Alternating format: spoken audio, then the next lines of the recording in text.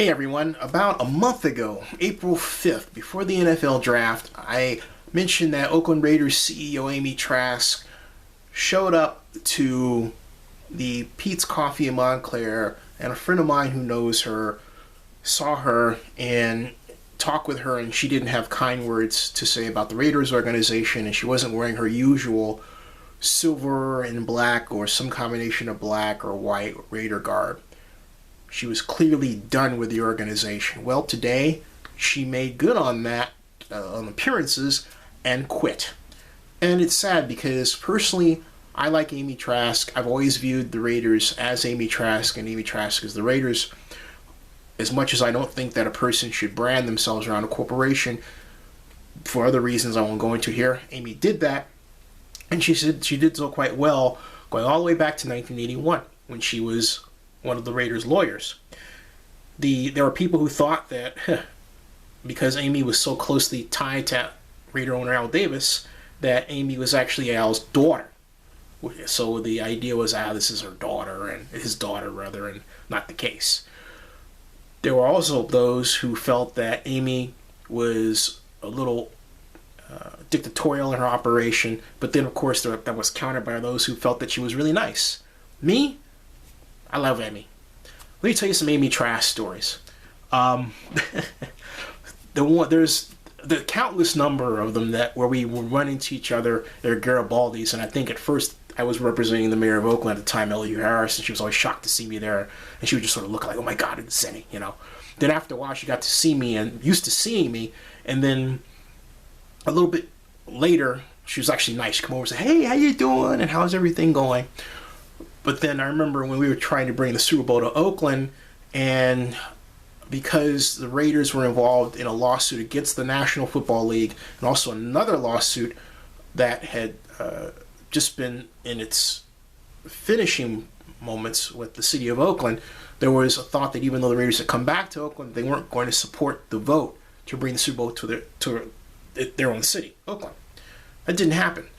And in 1999, when we had the first NFL owners meeting, I remember I went in at the Wilson cocktail party, and Amy had come in much later. We were like two ships passing in the night. So I thought, we're not going to get their support. She made comments in the Oakland Tribune. I thought, can't count on her. So come 2000 fall NFL owners meeting in Atlanta, guess what? Amy cast a vote for us, for our bid. And then there was a time where, just prior to that, when I went to my first Super Bowl in Atlanta, when the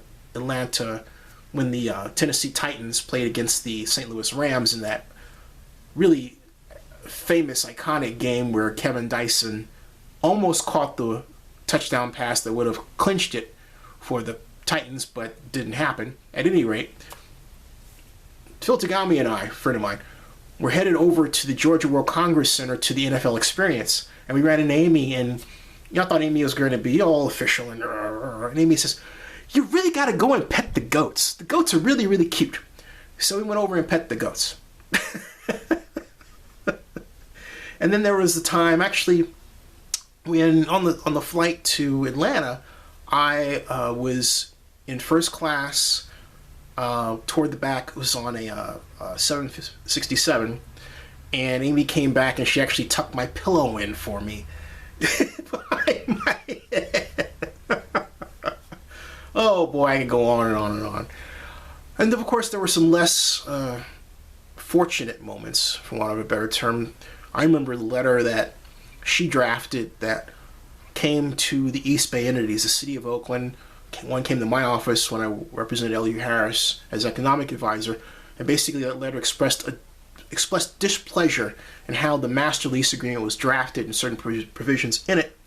And Amy wrote that she was going to seek a new lease, have it rewritten. It was garbled language, and I thought unintelligible, basically.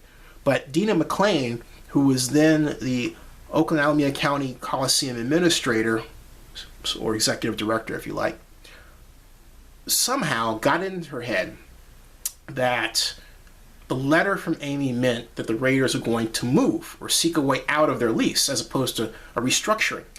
And so as a preemptive strike, Dina turned around and had the city of Oakland and the county of Alameda, representing the Coliseum Joint Powers Authority, file suit against the Oakland Raiders. That's right.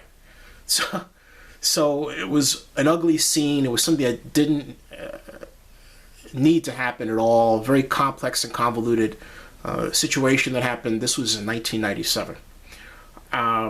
And so that was the lawsuit that I had to deal with moving along a few years when I was forming the bid to try to bring the 2005 Super Bowl to Oakland. Such complications.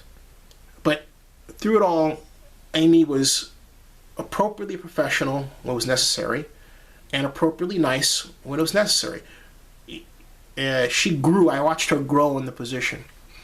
But whatever happened with the Raiders, what I'm getting is basically that Al Davis' son has a new direction going, and he seems to be really cleaning house in a way that is potentially destructive, but I have to admit I don't know entirely what all he's up to. I know parts of it, but I don't know enough of it to feel comfortable and spill it out to you right now. Just wait. But I really am going to take time to remember how great Amy was. First female executive in the NFL, one of the first in sports. Just a competent, incredible individual who also cared about people and cares about people. And I wish her the best, nothing but the best. That's it.